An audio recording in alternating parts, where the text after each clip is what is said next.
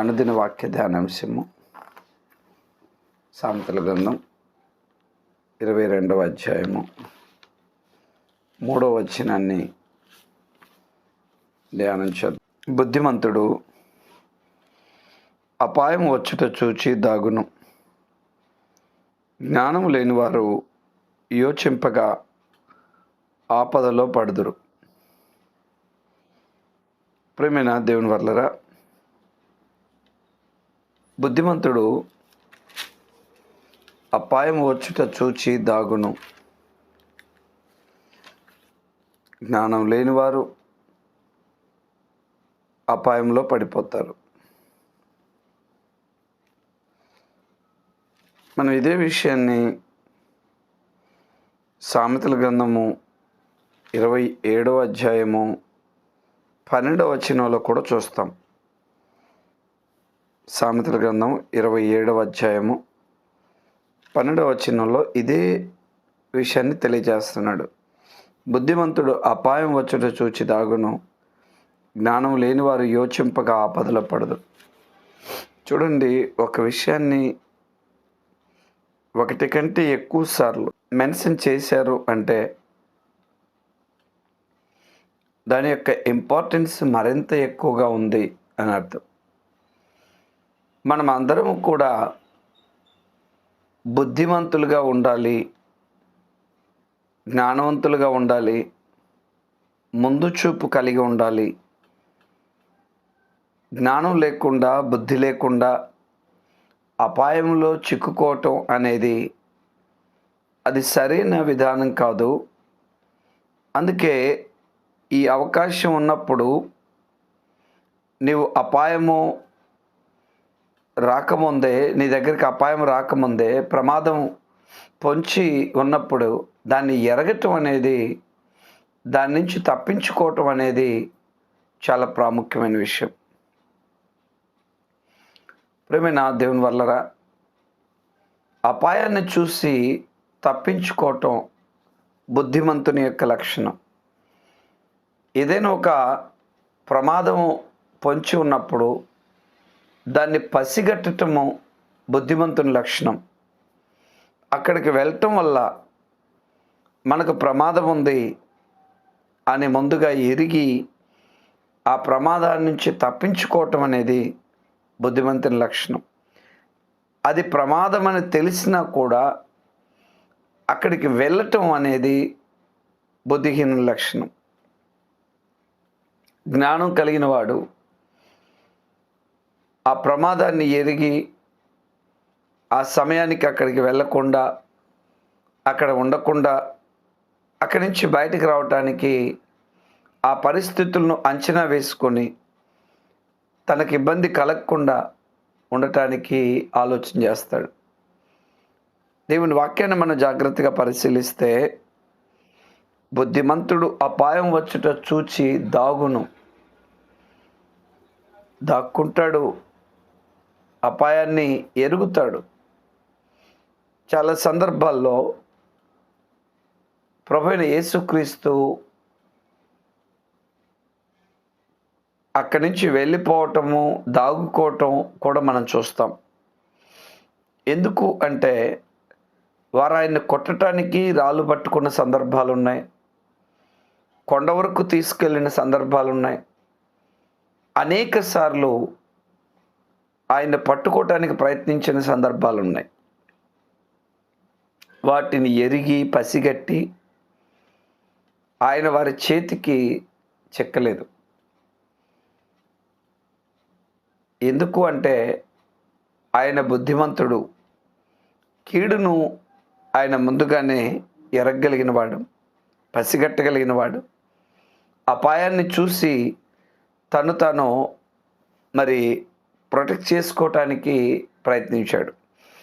మనం కూడా ఎక్కడైనా ప్రమాదం ఉంది, ఈ మనుషులతో ప్రమాదం ఉంది, ఈ ప్రాంతంలో ప్రమాదం ఉంది అని ఎరిగినప్పుడు ఆ ప్రాంతం నుంచి మనం బయటికి రావాలి, ఆ కీడు నుంచి బయటికి రావాలి, అక్కడ ఉండకుండా మనల్ని మనం ప్రొటెక్ట్ చేసుకోవాలి. అది బుద్ధిమంతుని లక్షణం.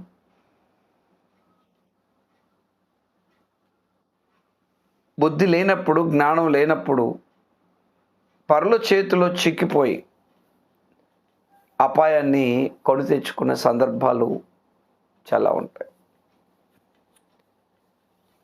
అందుకే దేవుని వాక్యాన్ని మనము పరిశీలిస్తే మీరు ముందు చూపు కలిగి ఉండాలి, జ్ఞానం కలిగి ఉండాలి. మనం ఏదైనా ఒక కుటుంబ విషయాలు కానివ్వండి, మన ఆర్థిక విషయాలు కానివ్వండి, మనం అందరం కూడా జ్ఞానం కలిగి ఉంటాం. రేపు ఏదైనా ఇబ్బంది వస్తే మన పరిస్థితి ఏంటి అని ఆలోచించుకొని దానికి తగినట్లుగా మనం ప్రిపేర్ అవుతూ ఉంటాం. ఇబ్బంది కలగకుండా ముందుగానే జాగ్రత్త పడుతూ ఉంటాం. అలాగే ప్రేమైన దేవుని వల్లరా, ఇక్కడ ముందు చూపు లేకపోతే, జాగ్రత్త లేకపోతే మనము ఇబ్బందుల్లో పడిపోయే ప్రమాదం ఉంది, ఇతరుల చేతుల్లో చిక్కిపోయే ప్రమాదం ఉంది, మనల్ని మనము నష్టపరుచుకునే ప్రమాదం ఉంది. సామెతల గ్రంథం 14వ అధ్యాయం 16వ వచనాన్ని కూడా మనం చూస్తే, సామెతల గ్రంథము 14వ అధ్యాయం 16వ వచనం, జ్ఞానము గలవాడు భయపడి కీడు నుండి తొలగును, బుద్ధిహీనుడు విర్రవీగి నిర్భయముగా తిరుగును. కొంతమందికి ముందుగానే హెచ్చరికలు వస్తాయి. నీ మీద అటాక్ జరగబోతుంది, కొంతమంది నిన్ను మరి పట్టుకొని కొట్టాలనో చంపాలనో ప్రయత్నాలు జరుగుతున్నాయి, నువ్వు జాగ్రత్తగా ఉండు, కొంతకాలము ఈ ప్రాంతం విడిచిపో, బయటికి రావద్దు, ఇట్లాంటి సూచనలు వచ్చినప్పుడు బుద్ధిమంతుడు ఏం చేస్తాడంట? బుద్ధిమంతుడు కీడును ఎరిగి కీడు నుండి తప్పించుకోవటానికి భయపడి, జ్ఞానము గలవాడు భయపడి కీడు నుండి తొలగుతాడు. జ్ఞానం లేనివాడు ఏం చేస్తాడు అంటే విర్రవీగి నిర్భయంగా తిరుగుతాడట. ఏం చేస్తారు? ఏమైద్ది? నాకేం కాదు, నన్నెవరు ఏం చేయలేరు. చూడండి, బుద్ధి గలవాడికి బుద్ధి లేని వారికి ఉన్న వ్యత్యాసాన్ని మీరు చూస్తే, విర్రవీగి ప్రమాదంలో పడతా ఉన్నాడు, కీడును కోరి తెచ్చుకుంటున్నాడు. సో ముందు రాబోయే ప్రమాదాన్ని మనం గుర్తెరగాలి. ఆ ప్రమాదం నుంచి మనల్ని మనము తప్పించుకోవాలి. సామెతల గ్రంథం 15వ అధ్యాయము 4వ వచనం, క్రిందనున్న పాతాళము తప్పించుకొని వలనని బుద్ధిమంతుడు పరమునకు పోవు జీవ మార్గమును నడుచుకున్నాం. బుద్ధిమంతుడు ఏం చేస్తాడు అంటే క్రిందనున్న పాతాళము తప్పించుకోవాలని పరమునకు పోయే జీవ మార్గాన్ని నడుచుకుంటాడట. క్రింద పాతాళం ఉందని, అది పట్టుకుంటుందని, దాంట్లోకి వెళ్ళిన వాడు మరలా తిరిగి రాడని బుద్ధిమంతుడు ముందుగానే ఆలోచన చేస్తాడట. చూడండి, బుద్ధిమంతుల లక్షణాలు మనం చూసినప్పుడు క్రిందనున్న పాతాళము తప్పించుకోవాలి అని బుద్ధిమంతుడు ముందుగానే ఆలోచిస్తాడట. ప్రేమైన దేవుని వల్లరా, ఈ జీవితము చాలా చిన్నది. ఈరోజు మనం ఈ కొద్ది జీవితంలో బ్రతకటానికి తరతరాలకు కావలసిన ఆస్తిని సంపాదించి దాన్ని కూడగట్టి వెళ్ళిపోయే వాళ్ళని చూస్తున్నాం. అది బుద్ధి కలిగిన వాడి లక్షణం కాదు, బుద్ధి లేని వాడి లక్షణం, జ్ఞానం లేని వారి లక్షణం. ఎందుకంటే సంపాదించుకోవాల్సింది ఆస్తి కాదు, సంపాదించవలసింది ఐశ్వర్యం, అంతస్తులు కాదు. నువ్వు రేపు వెళ్ళిన తర్వాత నువ్వు మొట్టమొదట మరణ ద్వారం గుండా నువ్వు వెళ్తున్నప్పుడు పాతాళము నువ్వు ఎదుర్కోవాల్సి వస్తుంది. పాతాళము దాటి వెళ్ళటానికి నువ్వేం చేయాలో ఇప్పుడే ఆలోచించటం బుద్ధిమంతుల లక్షణం అని దేవుని వాక్యం తెలియజేస్తా ఉంది. బుద్ధిమంతుని లక్షణం ఏంటి అంటే క్రిందనున్న పాతాళము తప్పించుకోవాలి అని ఇప్పుడే ఆలోచన కలిగి ఉండటం అనేది బుద్ధిమంతుని లక్షణం. ప్రియమైన దేవుని వర్లరా, ప్రభువైన యేసుక్రీస్తు ఒక ఉపమానం చెప్పాడు. అందులో ధనవంతుడు ఉన్నాడు, పేదవాడు, కటిక పేదవాడు, ఇద్దరు కూడా ఉన్నారు ఒకే చోట. ధనవంతుడు పేదవాడిని చూస్తున్నాడు, పేదవాడు ధనవంతుడిని చూస్తున్నాడు. ఇద్దరు కూడా చాలా దగ్గరలో ఉంటూ ఉన్నారు. ఈ ధనవంతుడు తనకు దొరికిన అవకాశాన్ని జీవితకాలం బ్రతకటానికి, నాకు ఒక శరీరం ఉంది, అందులో ప్రాణం ఉంది, ఈ ప్రాణం ఈ శరీరంలో ఉన్నంత వరకు తినాలి, త్రాగాలి, ఆడాలి, పాడాలి, సుఖపడాలి, తర్వాత మళ్ళీ దొరకదేమో, ఇక నేను తినలేనేమో, ఇక నేను సంపాదించుకోలేనేమో, ఇక నేను కట్టుకోలేనేమో, ఇప్పుడే తినాలి, ఇప్పుడే అనుభవించాలి, ఇప్పుడే బట్టలు కట్టుకోవాలి. చాలామందికి తినటంలో ఎంత సంతోషం ఉందో బట్టలు కట్టుకోవటంలో కూడా అంతే సంతోషం ఉంటుంది. ప్రియమైన దేవుని వల్ల బంగారం ధరించుకోవటంలో కూడా అంతే సంతోషం ఉంటుంది. ఎంత పిచ్చో, ఎంత ఆరాటమో. ఏదైనా ఒక ఫంక్షన్ వస్తుంది అంటే ముందుగానే ప్రిపేర్ అయిపోతూ ఉంటారు. ఆ రోజు ఏం కట్టుకోవాలి, ఏ ఆభరణాలు వేసుకోవాలి, అందరిలో నేను ఎలా ఉండాలి అని ముందుగానే మనుషులు ఆరాటపడిపోతూ ఉంటారు. ధనవంతుడు కూడా బహుగా సుఖపడుతున్నాడట.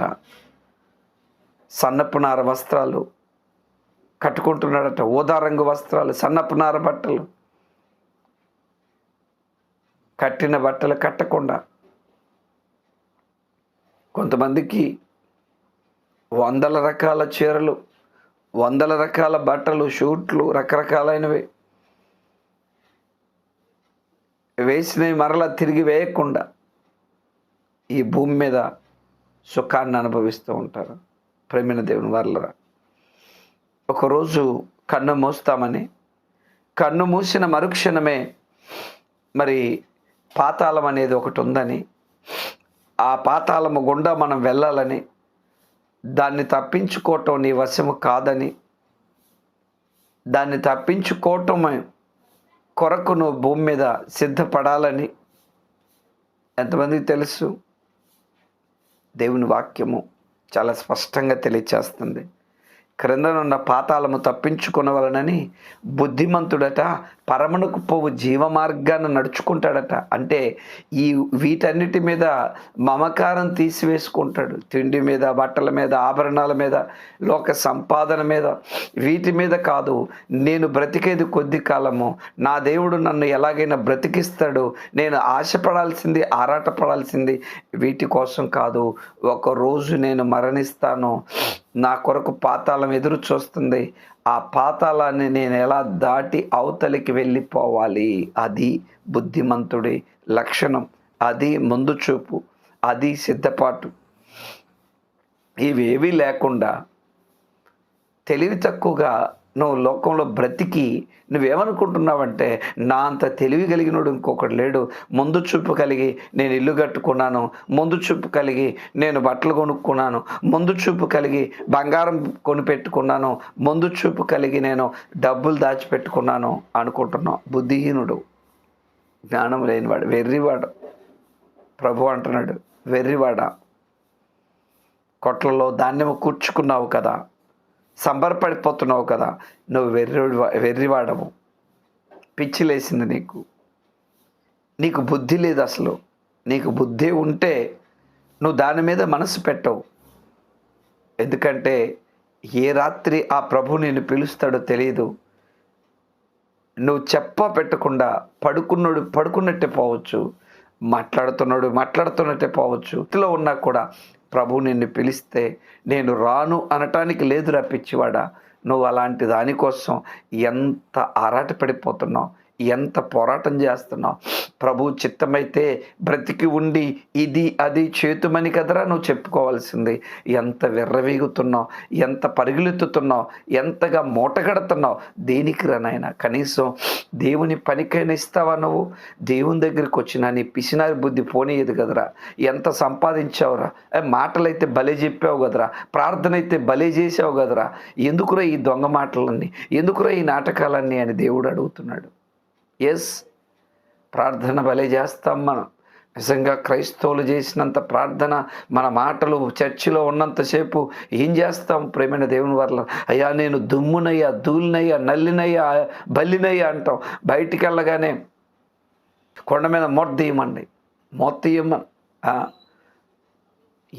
ఏది జరుగుతున్నా నాకెందుకులే, నా దగ్గర మాత్రం రూపాయి కదలకూడదు, మాటలు భలే చెప్తాం మనం.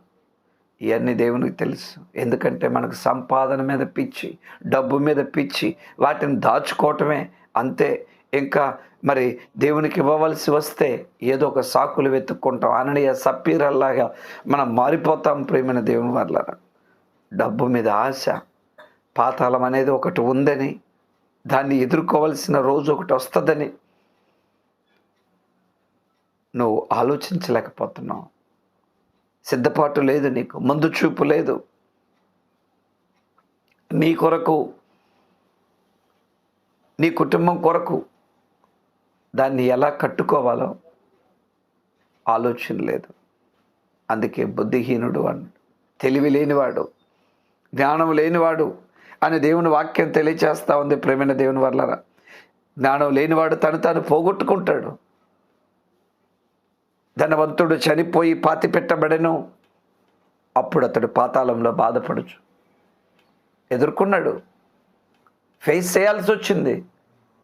దేవుని మాటలు యుగాలలో, తరాలలో ఎన్నడూ మార్పు లేని దేవుని మాటలు ఎప్పుడు కూడా మరి ఫెయిల్ అవ్వని దేవుని మాట. బండ్ల మీద రాస్తూ ఉంటారు, కార్ల మీద రాస్తూ ఉంటారు, జీసస్ క్రైస్ట్ నెవర్ ఫెయిల్స్ అని. నిజమే, ఆయన ఎప్పుడు కూడా ఆయన మాట ఎప్పుడు తప్పిపోదు. ఆయన మాట ఎప్పుడు తప్పిపోదు. ఖచ్చితంగా ఒకరోజు నీవు పాతాళాన్ని ఎదుర్కోవాలి. దాన్ని ఎవ్వడు నీ నుంచి తప్పించలేడు, దేవుడు తప్ప, ప్రభువైన యేసుక్రీస్తు తప్ప ఎవ్వరు కూడా నిన్ను తప్పించలేరు. మరి దాన్ని నువ్వు ఎదుర్కోవడానికి సిద్ధంగా ఉన్నావా? జ్ఞానవంతుడు అయితే నీ కొరకు, నీ ఇంటి వారి కొరకు నీవు మరి ప్రణాళిక కలిగి ఉన్నావా? సిద్ధపాటు కలిగి ఉన్నావా? ఒకసారి మీరు చూస్తే పత్రిక 11వ అధ్యాయము 7వ వచనం, విశ్వాసమును బట్టి నోవాహు అది వరకు చూడని సంగతులను గూర్చి దేవుని చేత హెచ్చరింపబడి భయభక్తులు గలవాడై తన ఇంటి వారి రక్షణ కొరకు ఒక ఓడను సిద్ధము చేసెను. ఎందుకో తెలుసా? ఆయన బుద్ధి కలిగిన వాడు కనుక. డబ్బును సిద్ధపరచుకున్నాడు, ఆ ఊరిలో ఉన్న స్థలాలు, పొలాలని సిద్ధపరచుకున్నాడని రాయలేదు. కబ్జాలు చేసి, మోసాలు చేసి, సెటిల్మెంట్లు చేసి ఊర్లూర్లే కాజేశారు. కాజేస్తున్నావు. చెరువులు వదిలిపెట్టవు, కొంటలు వదిలిపెట్టవు, దేన్ని వదిలిపెట్టవు. అన్నీ నీకే కావాలి, అన్నీ నీ పేరట డిపాజిట్ అవ్వాలి. ఇంకా ఎక్కువైపోతే బినామీల పేరట కూడా మారుస్తావు. ఏం కట్టకపోతున్నావు? ఏం కట్టుకోవాలి నువ్వు? నీ ఇంటి వారి రక్షణ కొరకు ఓడను సిద్ధపరచుకోవాలి. నీ ఇంటి వారి రక్షణ కొరకు ఓడను సిద్ధపరచుకోవాలి ప్రేమైన దేవుని వల్లరా. ఆ ఓడలో నీవు, నీ ఇంటి వారు ఎక్కాలి. నోవాహు బుద్ధిమంతుడు, తన కొరకు, తన ఇంటి వారి కొరకు ఓడను సిద్ధపరిచాడు. ఎంతో ప్రయాసపడ్డాడు, దేవుని మాటకు విధేయుడయ్యాడు, భయభక్తులు చూపించాడు. అందరూ అనుకోవచ్చు, ఈ నోవాహుకు పిచ్చిలేసింది, ఈయన ఓడగట్టుకోవటంలో ఆయనగా పోయేది కాక పాడేది కాక పిల్లలు కూడా పాడు చేస్తున్నాడు. వాళ్ళను పనికి వెళ్ళనివ్వట్లేదు. ఆ ఓడని ఒకటి పెట్టుకొని సంవత్సరాలుగా దాన్ని కట్టడంలో తనమునకలైపోతున్నాడు. అందరూ వెళ్ళి సంపాదించుకుంటుంటే ఈయనకేమొచ్చింది అనుకుంటుండొచ్చు. వాళ్ళంతా అనుకుంటున్నారు మేము జ్ఞానవంతులం, బుద్ధిమంతులం. చూడు మేము ఎంత చక్కగా తింటూ తాగుతూ ఆడుతూ ఎంత ఎంజాయ్గా మా జీవితాన్ని గడిపేస్తున్నాం. ఈ నోవాహు ఉన్నాడే, ఏమీ లేదు ఈయన జీవితంలో. సుఖము సంతోషం ఏమీ లేకుండా బ్రతుకుతున్నాడు. ఆ ఓడ ఒకటి పెట్టుకొని దాంట్లోనే జీవితాన్ని గడిపేస్తున్నాడు. రకరకాలుగా మాట్లాడి ఉండొచ్చు. కానీ జలప్రలయం వచ్చేంత వరకు వాళ్ళకి అర్థం కాలేదు నోవాహు ఎంత ముందు చూపు కలిగి తన కొరకు, తన ఇంటి వారి కొరకు ఓడని సిద్ధపరచుకున్నాడు. జ్ఞానం అంటే అది, బుద్ధి అంటే అది, ముందు చూపు అంటే అది. సహోదరుడు, సహోదరి, ఈరోజు నువ్వు జ్ఞానం కలిగి నీ ఇంటిని కట్టుకోగలుగుతున్నావా? ముందు చూపు కలిగి ఉన్నావా? ఈ లోకంలో సంపాదన మీద ఎగబడి పరిగెత్తుతున్నావా?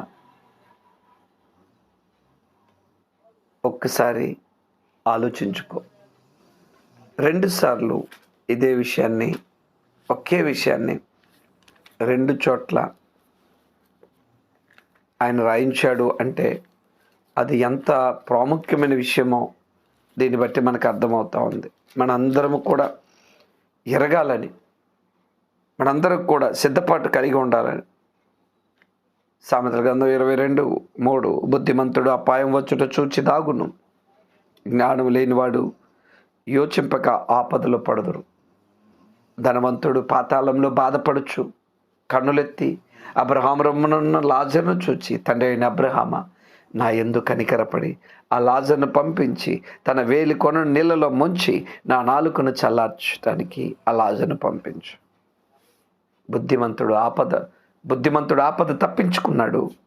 జ్ఞానం లేనివాడు సంపాదనలో మునిగిపోయి ఈ లోకంలో మంచి మంచి బట్టలు వేసుకొని, ఖరీదైన వస్త్రాలు, ఖరీదైన మరి ఆభరణాలు ధరించుకొని 4 రోజులు 3 రోజులు పట్టపగలలాగా బ్రతికాడు. ఇప్పుడు ఇరుక్కుపోయాడు, ఆపదలో ఇరుక్కుపోయాడు. నన్నెవడు విడిపించగలడు? ఎవ్వడు విడిపించలేడు. అది విడిపించే సమయం కాదు. భూమి మీద ఉన్నప్పుడే దేవుణ్ణి తెలుసుకోవాలి. భూమి మీద ఉన్నప్పుడే రక్షణ ఓడను సిద్ధపరచుకోవాలి. ఆ తర్వాత ప్రేమైన దేవుని వారలారా, నువ్వు ఎంత ఏడ్చినా, ఎంత గగ్గోలు పెట్టినా, ఎన్ని రిక్వెస్ట్ లెటర్స్ పంపించినా, ఎంతగా అరచినా కేకలేసినా నీ మొర ఆలకింపబడదు. అందువల్ల ప్రతి ఒక్కరు కూడా ఆలోచించాలి. చాలా చాలా ప్రాముఖ్యమైన విషయం, మన భవిష్యత్తుకు సంబంధించిన విషయం. ఇప్పుడే నువ్వు ఒక మంచి నిర్ణయం తీసుకోవాలి. ఇప్పుడు తీసుకోకపోతే, ఇప్పుడు నీ ఆశలు చావకపోతే, ఈ భూలోక సంబంధమైన వాటి మీద నీ మనసు చంపుకోకపోతే, రేపు నాడు నువ్వు చిక్కుల్లో పడతావు, ప్రమాదంలో పడతావు. ఆ రోజు నువ్వు ఎంత అరిచి గీకి పెట్టినా ఎవ్వరు నిన్ను తప్పించరు. అసలు ఎవరు నీకు జవాబు ఇవ్వరు, నీ మొర వినరు. ఇది అనుకూల సమయం, ఇది రక్షణ దినం. మారు మనసు పొంది సిద్ధపాటు కలిగి రానున్న పాతాళాన్ని బుద్ధిమంతుడిలాగా ఎదుర్కోవాలని ప్రేమతో తెలియజేస్తూ నేను ముగిస్తున్నాను. ప్రార్థన చేసుకున్నాను. పరిశుద్ధుడా, కృపగల మా తండ్రి, దయగలిగిన మా నాయన, మీకే స్తుతి స్తోత్రమయ్య. నా తండ్రి, మా జీవితానికి కావలసిన అనేకమైన సంగతులు నాయన నీ గ్రంథంలో పొందుపరిచారు. బైబిలు మత గ్రంథం కాదని, మా బ్రతుకు పుస్తకం అని మరొకసారి మీరు నిరూపిస్తున్న విధాన్ని బట్టి మీకు స్తోత్రం. అనేక వాక్యాలు మమ్మల్ని ప్రేరేపించి ఆయా పరలోకం దిశగా అడుగులు వేయమని, నిత్యత్వం వైపు మమ్మల్ని నడిపిస్తున్న విధాన్ని బట్టి మీకు స్తోత్రం. విన్న మాటలు బిడ్డల హృదయాల్లో భద్రపరచండి. ఆ మాటల ప్రకారం మా జీవితాలు కట్టుకోవడానికి సహాయం చేయండి. ఈ దినమంతట్లో మేము చేసే ప్రతి పనుల ప్రయాణంలో సమస్తం తోడు నడిపించి మీరు మహిమ పొందుకోమని మా ప్రియుడు మా రక్షకుడైన క్రీస్తు యేసు నామమున ఈ ప్రార్థనని వేడుకొంచున్నాం తండ్రి. ఆమేన్.